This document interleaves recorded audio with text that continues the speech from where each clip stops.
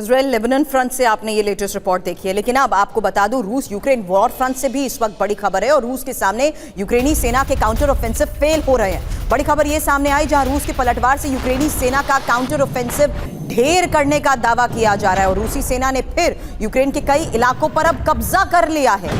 तो अब रूसी सेना का यूक्रेन के किन इलाकों पर कब्जे का है दावा, आपको बता दूं इस वॉर फ्रंट पर मेरे सहयोगी मनीष झा रहे हैं। और मनीष, अब इंफॉर्मेशन वॉल पर आप मुझे ज्वाइन करिए क्योंकि इसी वॉर फ्रंट से आप इस बात से वाकिफ है कि कौन कौन से ऐसे इलाके हैं जहां पर अब रूस दावे कर रहा है कि यूक्रेन के काउंटर ऑफेंसिव फेल हो चुके हैं। हालांकि ये दिसंबर 2023 की इंफॉर्मेशन पहले इसलिए क्योंकि तब यूक्रेन का दावा यह था कि डोनेट्स्क, ज़ेपोरिज़िया और यहां के आसपास के कई गांव हैं जहां पर यूक्रेन कब्जा करने में कामयाब रहा है। इसमें इंपॉर्टेंट यह है कि रूस ने जुलाई 2024 आते आते अब दावा यह कर दिया है कि पूरी तरीके से यूक्रेन बैकफुट पर चला गया। यूक्रेनी सेना को यहां से खदेड़ने में वो कामयाब रहे हैं। नतीजा यह कि यहां से सेना तक उसकी पीछे हट चुकी है। जबकि यूक्रेन 2023 में जब यह दावा कर रहा था कि ज़ेपोरिज़िया के कई इलाकों पर यूक्रेन बहुत हद तक हावी होते हुए, ज़ेपोरिज़िया इंपॉर्टेंट है बिकॉज ऑफ द प्लांट, क्योंकि इस यहां पर अगर नुकसान पहुंचाया जाता है तो जाहिर सी बात है पूरे यूरोप को नुकसान तो पहुंचा ही। लेकिन 2024 में आते आते अब रूस ये दावा कर रहा है कि यूक्रेन ने इन्हीं इलाकों का 80% तक का पूरा इलाका खो दिया है। ये क्षेत्र उनके हाथ से ही निकल चुका है। अब रूस इसी आधार पर रोबोताइन के कई गांव पर दोबारा कब्जे की तो बात कर रहा है। वो इसलिए क्योंकि 2023 में यूक्रेन रोबोताइन के कई हिस्सों पर अपने कब्जे का जो दावा कर रहा था उसमें आज के ये सिचुएशन, ये दावे किस तरीके से सही साबित हो रहे हैं कि पूरी तरीके से यूक्रेन का काउंटर ऑफेंसिव फेल।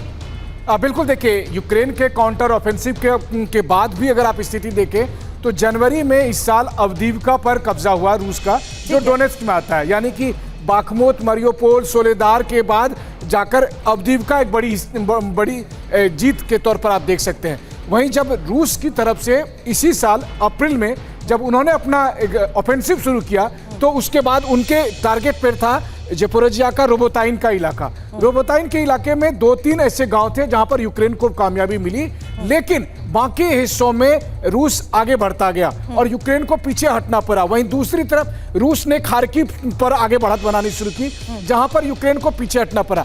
इसीलिए रूस ये दावा कर रहा है कि वो तमाम इलाके जो 2023 में यूक्रेन के कब्जे में थे, चाहे वो डोनेट्स्क में या खेरसोन में या ज़ेपोरिज़िया में, उनमें से बहुत सारे हिस्से में यूक्रेन को पीछे हटना पड़ रहा है। और ये बात केवल रूस का दावा नहीं बल्कि पश्चिमी देश भी इस बात को मान रहे हैं कि धीरे धीरे सही यूक्रेन को पीछे हटना पड़ रहा है। इसी आधार पर रूस कंडीशंस भी रख रहा है। अब अगर पीस टॉक की बार-बार ज़ेलेंस्की बात दोहराते हैं तो बिल्कुल, पुतिन ने यही कंडीशन रखा है। पुतिन का कहना यही है कि क्रीमिया के अलावा, क्रीमिया तो भूल ही जाए, क्रीमिया के अलावा डोनेट्स्क, लुहांस्क, खेरसोन, ज़ेपोरिज़िया, इन चारों को पूरी तरह से यूक्रेन खाली कर दे, ये अब हमारे पास रहेंगे और तब हम शांति प्रस्ताव का बात करेंगे। ये जो दावे हो रहे हैं उसी आधार पर इसी वॉर फ्रंट से आती हुई तस्वीरें भी हम आपको दिखाते हैं, क्योंकि अब जो तस्वीर आपके सामने होगी उसमें देखिए कैसे फिलहाल रूसी सैनिक की जान बाल बची है। हालांकि एंटी टैंक माइन के धमाके से बाल बचा ये सैनिक और ड्रोन से एंटी टैंक माइन को कैसे तबाह किया गया वो तस्वीर अब आपके सामने। और आपको बता दें इस धमाके से ठीक पहले सुरक्षित जगह पर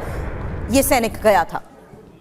तो दोनों अपनी अपनी तरफ से जिस तरीके से बैटलफील्ड की तस्वीरें सामने आती हैं, दावे करते हैं, उनमें से ये एक वो तस्वीर है जहां देखिए किस तरीके से रूस के सैनिक को मौत के घाट उतार दिया गया।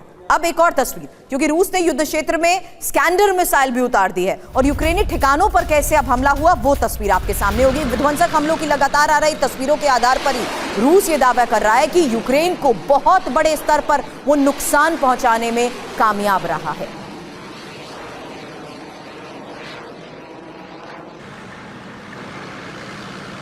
लेकिन अब रूस ने दावा यह कर दिया कि वो बहुत से ऐसे इलाके हैं जहां से यूक्रेन को खदेड़ने में कामयाब रहा। इसी के साथ साथ रूस अपनी ताकत का प्रदर्शन युद्ध अभ्यास की तस्वीरें जारी करते हुए भी करता है। ये फिलहाल जो तस्वीर आपके सामने और खबर है वो है बारंत सागर में रूसी नेवी के युद्ध अभ्यास की और नेवी के फाइटर जेट्स ने ये उड़ान भरी है। युद्ध के मद्देनजर ये बहुत अहम वॉर एक्सरसाइज मानी जा रही है।